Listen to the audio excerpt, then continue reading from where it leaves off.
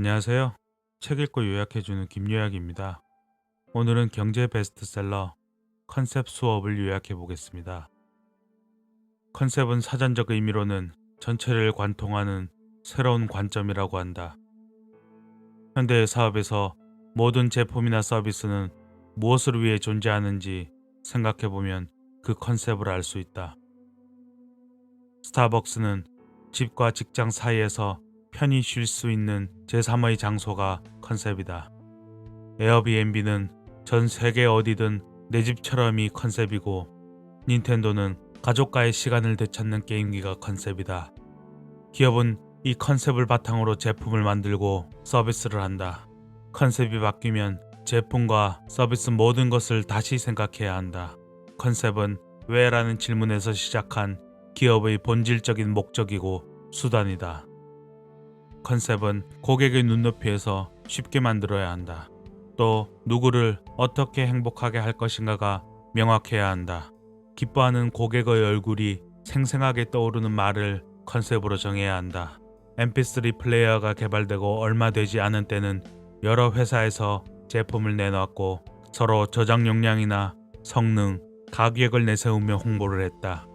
하지만 그런 복잡한 내용들은 고객들을 더 혼란스럽게 했다. 애플의 스티브 잡스는 아이팟으로 뒤늦게 mp3 플레이어 시장에 들어왔지만 주머니 속의 천곡이라는 컨셉으로 mp3 시장을 단숨에 장악해버렸다. 당시 아이팟보다 더 성능이 좋은 mp3 플레이어는 많았지만 고객들은 주머니 속의 천곡이라는 이해하기 쉬운 광고에 더 끌렸다. 컨셉은 기존과는 다른 방식으로 만들어져야 한다. 누구나 할 수 있는 말에는 아무런 의미가 없다. 좋은 품질의 제품을 저렴한 가격으로 공급한다는 식의 컨셉은 결국 아무런 특징이 없는 상품이라는 의미가 된다. 컨셉의 대상은 명확하게 설정해야 한다.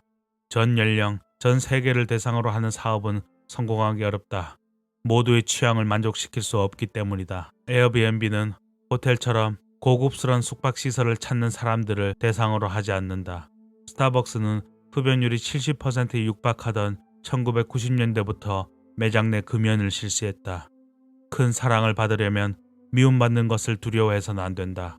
컨셉은 고객의 욕구나 문제를 경쟁자들이 해결하지 못하고 있을 때 기업이 자신의 강점을 살려서 해결할 때 필요한 새로운 의미를 말한다. 연구에 따르면 인간은 자신의 의식 중 5%밖에 인식하지 못하며 나머지 95%의 무의식이 생각이나 행동에 큰 영향을 미친다고 한다.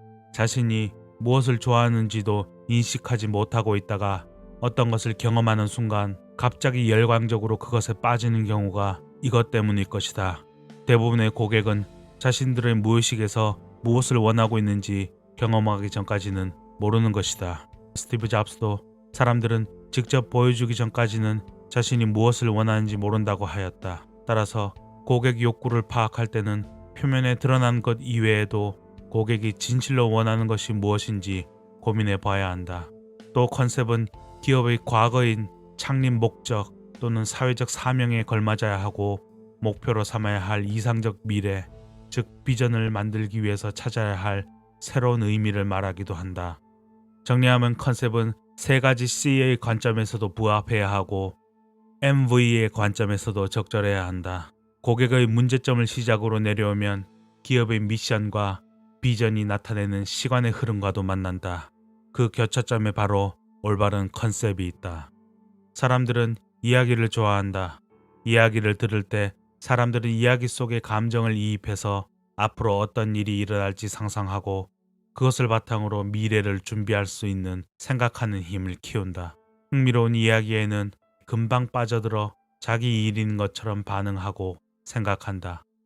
같은 팀 동료부터 조직외 관계자, 궁극적으로는 고객까지 다양한 사람에게 공감을 얻기 위해서는 스토리를 적극적으로 활용해야 한다. 기존에 없던 방식이나 아이디어일 경우에는 이야기를 통한 공감이 더욱더 절실하다. 공감을 얻지 못하면 컨셉은 실패한다. 어떤 기술이 등장하든 비즈니스의 본질적인 과제는 변하지 않는다.